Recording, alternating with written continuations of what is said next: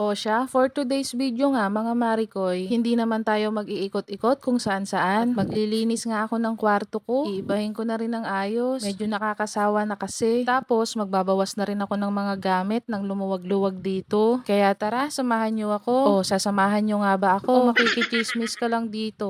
Pero okay lang, sige, para meron akong kausap. Nang hindi naman ako parang engot dito, salita ako ng salita, wala naman palang umiintindi sa akin. Kaya sige, chismis lang, nood lang. At habang naglilinis nga ako, mga mare, tinapon ko na rin yung mga gamit dito sa kwarto ko na wala naman ng halaga sa akin. At pangpasikip nga lang, yung ibang gamit na hindi ko naman masyadong ginagamit, yung ibang gamit naman na mapapakinabangan pa, ilalagay ko na lang din sa basurahan. Baka kasi sakali na magustuhan ng mga basurero at mapapakinabangan pa nila. O ba? Etong lamesa na to, aalisin ko na yan mga mare. At kapag nakaluwag-luwag nga, bibili na lang ako ng bago, yung mas maliit dito. At nasisikipan nga kasi ako kapag ganito kalaki. Parang ang hirap-hirap kumilos. At saka para maluwag-luwag din yung pinaglalaroan nila Shaggy Boyboy at ni Mia Girl dito sa loob ng kwarto. Alam nyo naman yung dalawang bebe ko, bago matulog, maghaharutan pa ng maghaharutan yan. Diyos ko po. Para na rin talaga akong may dalawang anak. Maya't may sinasaway. Diyos ko po. Pero okay lang. Happy naman ako na ginagawa ko yun mga mare. At sa totoo lang, talaga namang mahal na mahal ko ang mga bebe ko. Katwiran nga nung iba, aso lang naman daw yan. Naku, kahit sabihin mong aso lang yan, mas mapagkakatiwalaan ko pa yan kaysa sa'yo. Kaya wag na wag mong sasabihin na aso lang ang mga bebe ko. At kung tutuusin, para sa akin, mas mahalaga ang buhay nila kaysa sa'yo. Dahil ikaw, wala ka namang magandang inambag dito sa lipunan. Kaya ang mga bebe ko, nagagawa nilang makapagpasaya ng mga tao. Ikaw, kaya mo ba yon? Kaya wag na wag sasabihin ulit na mga aso lang yang mga yan. Dahil para sa akin, mas mahalaga ang mga buhay nila kaysa sa'yo. Wag ako ha.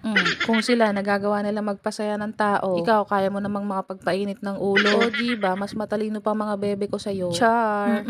At habang nag-aayos nga ako dito, mga mare, napansin ko na yung gamit ng mga bebe ko at saka mga gamit ko halo-halo na. Halos malilito ka na nga lang kung alin dito yung gamit nila at saka gamit ko.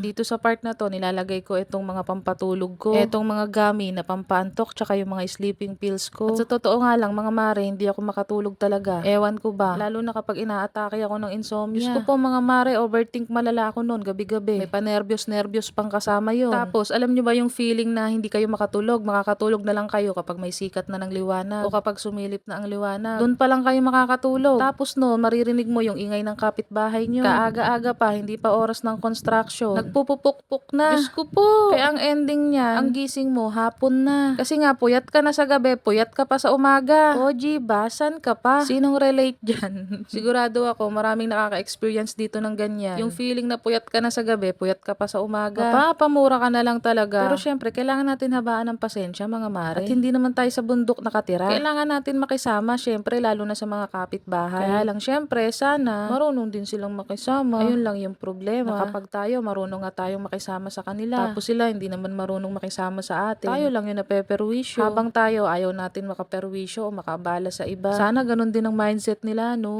At etong inaayos ko na to, mga mare, eto yung ibang gamit nila Shaggy Boyboy. Yung mga gamit nila sa balahibo nila, suklay, iba't ibang klaseng suklay, gunting, yung leash nila, tapos yung ano pangalan yan? Yung panggupit ng buhok, razor. O ba, pinagsama-sama ko na siya dito, mga mare. Para naman hindi ko kung saan-saan hinahanap sa tuwing gagamitin ko. Pero yung polvo nila Shaggy Boyboy, ayan no, mapapansin nyo. Katabi ng lotion na kulay itim, yung kulay puti na may orange, yan yung polvo nila. Diyan ko na nga lang din nilagay. At polvo lang naman yan. Tapos etong dalawang lagayan na to, lagayan ng damit nila Shaggy Boyboy, tsaka yun nga yung mga suklay nila. O ba? Tapos yung mga wipes, tissue, dito ko na lang pinagsama-sama sa isang basket. Pati yung KS wipe nandyan din. Para sama-sama na talaga siya. Nang hindi ko na kailangan magpaikot-ikot kung saan ko hahanapin yung mga bagay-bagay na yan. O ba? Organize yarn. Ganyan talaga kapag may camera, mga marikoy. Mapagpanggap. Charot!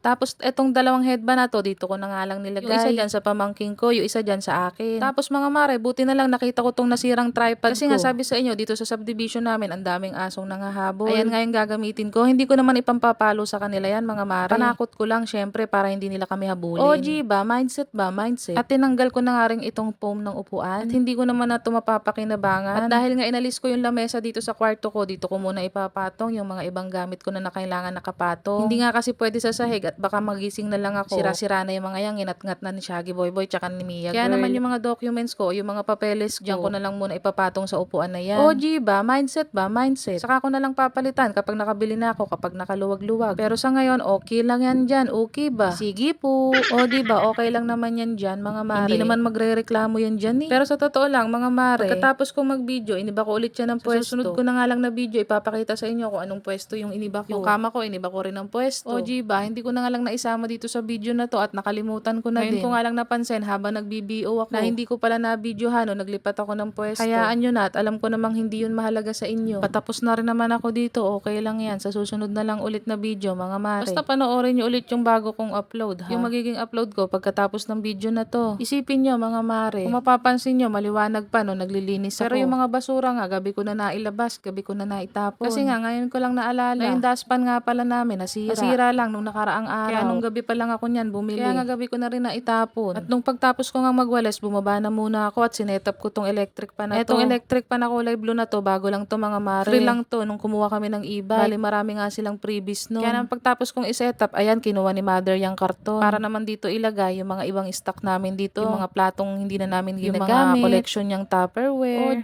ba, napakinabangan patuloy yung karton. At pagkatapos nga ni Mother Earth, eto pinagtimpla niya na kami ng kape nila Father Earth. Kaya tumambay muna kami dito sa garden para magkape-kape. Sayang nga lang at nung araw na to wala si Michana. Nagpunta nga kasi siya noon ng simbahan. At kung mapapansin nyo mga mare, iniba namin yung ayos dito sa harapan ng bahay namin. Hinarang namin yung isang kulungan nila Shaggy Boy para dito. Para magsilbing bakod para hindi sila makalabas. Para naman hindi sila laging nasa loob lang ng bahay. Kahit paano, nakakasilip-silip dito sa labas kaya in-extend namin hanggang dyan. Tignan nyo naman itong mga halaman ni Mother Earth. Lalakihan na nga yung iba. Marami pa nga yan eh. Yung iba nga lang hindi na namin kinuha. At medyo malago na nga rin yung damo dito. Masama pa nga mga mare na napansin ko yung damo. At ako pa nga ang nautusan ni Mother Earth para gamasin yan. Eh hindi ko naman maggamas-gamas ng ayos mga mare, nadidiri kasi ako. At meron ngang mga tubol na mga pusa. Minsan kasi may mga ligaw na pusa dito. Dito pumupwesto sa damo para tumubol. Alam nyo naman ang mga pusa kung hindi sa damo, sa buhangin yan sila tumutubol. O siya, napunta na tayo sa usapang tubol. O paano, hanggang dito na lang muna mga Marikoy ha. Ayun lang.